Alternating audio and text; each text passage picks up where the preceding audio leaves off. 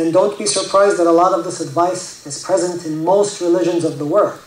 Because we know that all of our religions originated, we believe, from one source. We all came from Adam. And Adam knew that Allah existed. So whatever, things came after that must have had some previous knowledge of Allah's wisdom for us.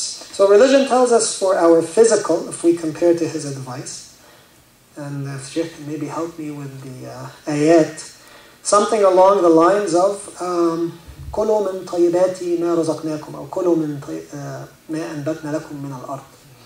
Okay, so Allah says, eat from the stuff we have grown from you or taken out of the land for you. And this is present in the Quran in many places. A lot of mention to things that have been grown. A lot of things that have been grown. Then we have the Prophet Muhammad ﷺ, who also told us to never eat to the point where our stomach is full. Which, by the way, is not as difficult as it sounds, because if we eat till our stomach is totally full, we feel sick anyway. So we don't want to do that. But if you fill 2/3 of your stomach, it actually feels pretty comfortable, feel pretty satisfied, you won't be hungry. And this is very, very beneficial physically.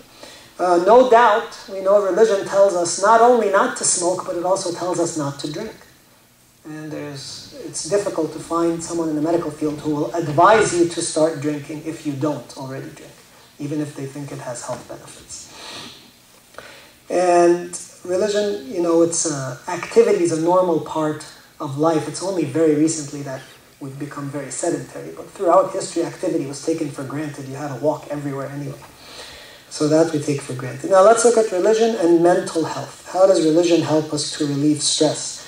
Well, so Dean Ornish said at least once a day, you need to get out of this world. But Allah has given us an opportunity, if we can take it and really benefit from it, to get out of this world 5 times a day.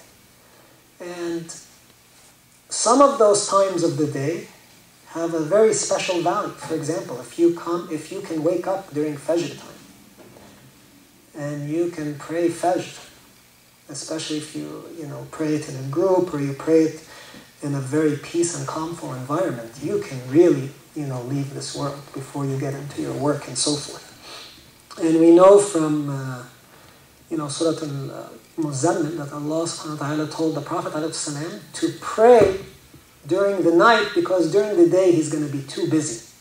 There's too many things on his mind. So if you really want to meditate, if you really want to get deep and leave this world, you may need to do it after everyone else is asleep, if you have the chance. So and then of course we have also things like dhikr. We have something called ta'ammul fil kawn, where you can sit in front of nature and basically meditate. You meditate on Allah's signs, it's the same thing. And then in terms of the spiritual, of course, actually one more thing on the mental, and this was important for Dean Ornish, and it's very important from religion, and the word is contentment or rida. So for a program like Dean Ornish's, it was found to be bad for our health if we're too competitive in this world. And he actually gives an example in his book of one of the guys that went through his program. The guy was very healthy. Didn't smoke, he didn't do this, he exercised like crazy all the time. But his problem was, he was too competitive. Even when he exercised, he was always competing against someone, always had to beat someone, he couldn't accept some contentment with it, and he eventually died on his exercise machine, trying to beat it or something. And he died.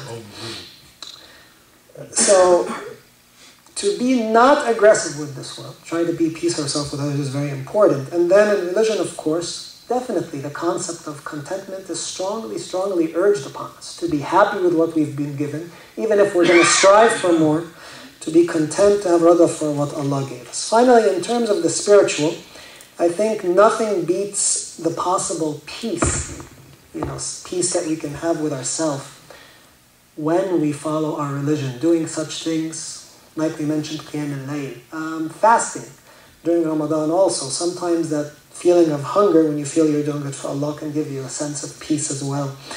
And then, of course, religion tells us the importance of forgiving others, and something beyond tells us the importance of giving to the poor, tells us the importance of preferring your brother over yourself.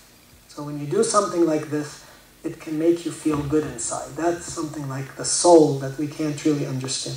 So, again, we can see a tremendous similarity between the religious advice and this so-called medical advice, which was given to people, inshallah. So whatever we can get out of this can be fantastic for our health. The reminder again, if to do these things and benefit from them, we have to be doing it right. So if we're praying, but our mind is still in the stress of the world, that's not necessarily going to relieve our stress. We have to leave the world. If we do something for someone else, or give it to someone else, like giving to the poor, but we do it not out of sincerity, we do it because we want to compete with someone else, that may not give us that inner peace we're looking for, and so forth.